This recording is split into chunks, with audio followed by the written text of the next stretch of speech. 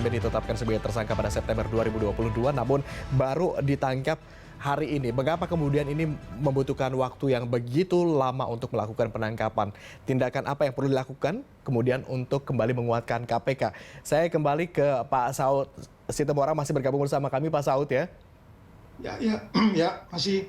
Pak Saud, ada rentan waktu yang cukup panjang begitu antara penetapan tersangka hingga akhirnya kemudian ditangkap.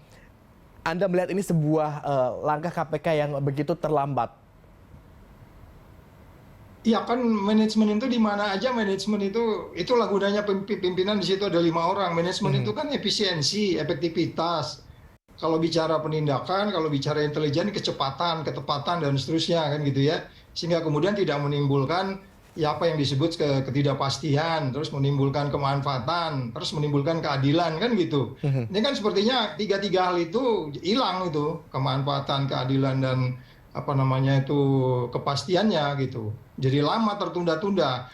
Oleh sebab itu saya pikir kalau memberantas korupsi itu ya lagi-lagi memang ini kan ya makanya disebut extraordinary crime itu bukan kemudian kita berpikirnya biasa-biasa kayak kriminal biasa. Kita kan selalu begitu ya. Kita ngomong aja extraordinary crime. Tapi even kita cara menyusun rencana operasi juga kayak nangkep-nangkep biasa-biasa gitu. Walaupun sebenarnya para penyidik, penyelidik, penuntut dan seterusnya, karena belum jauh berbeda juga dengan periode sebelumnya ya. Itu mereka tuh sudah mempunyai pemikiran dan mindset, strategi, taktik dan seterusnya. Sehingga saya lebih cenderung ini memang mempertanyakan kepemimpinan di sana. Itu lebih kepada bagaimana mereka sebenarnya mengarahkan prajurit-prajurit di lapangan ini untuk kemudian lebih efisien.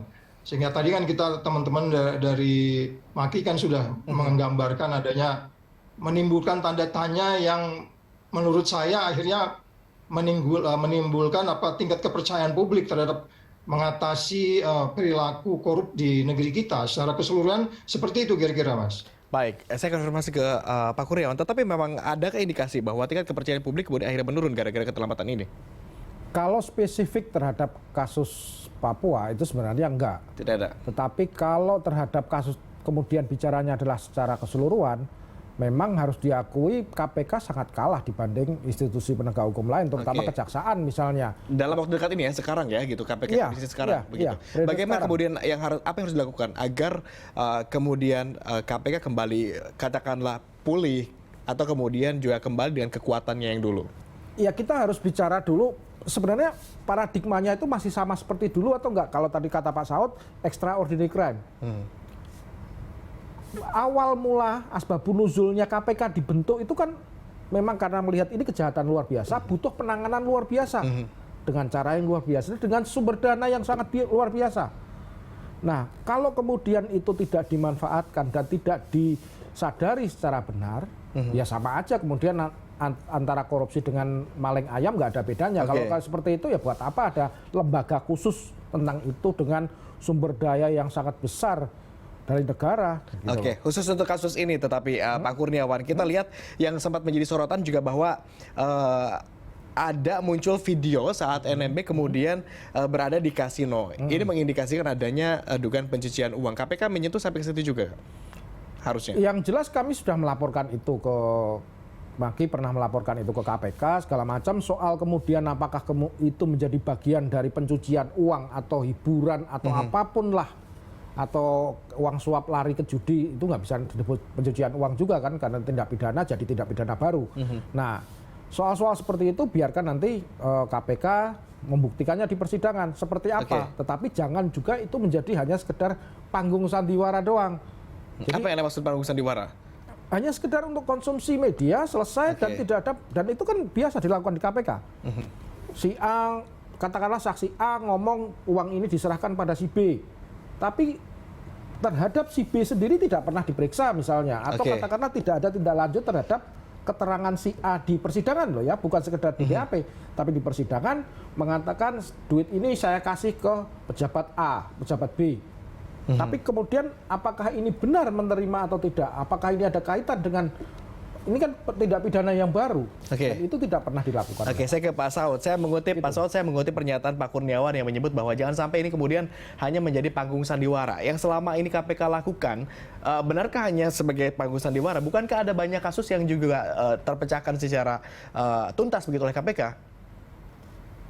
Ya, makanya saya tadi di bagian depannya kan sudah menegaskan bahasa saya itu seperti itu ya. Maksud saya bahwa kalau kita bicara penindakan, kalau bicara penjagaan mungkin kita perlu retorik-retorik gitu kan, karena itu membujuk orang, mengajak orang, campaign, ada seni di sana gitu, ada di luar dari premis-premis hukum gitu. Tapi kalau ada bicara penindakan, ya kan, which is itu biasanya dimulai dari laporan masyarakat, terus kemudian itu ada pengumpulan bukti-bukti yang kuat gitu ya. Apalagi sudah masuk penyelidikan, terus kemudian Anda beberapa bulan yang lalu sudah masuk ke proses tahap penyidikan, sehingga menimbulkan tanda tanya gitu, kalau kok ini sepertinya sangat lambat, kok ini sepertinya tidak punya strategi, kok ini sepertinya inefisien, kok ini sepertinya kalah strategi sama penjahat yang begitu ya. Sehingga pada bagian lain saya katakan secara keseluruhan, ini kan gambaran dari KPK secara keseluruhan, bukan saja mesti kita ngumpul 5 atau 10 kasus baru bisa kita menyimpulkan situasi di dalam itu seperti apa.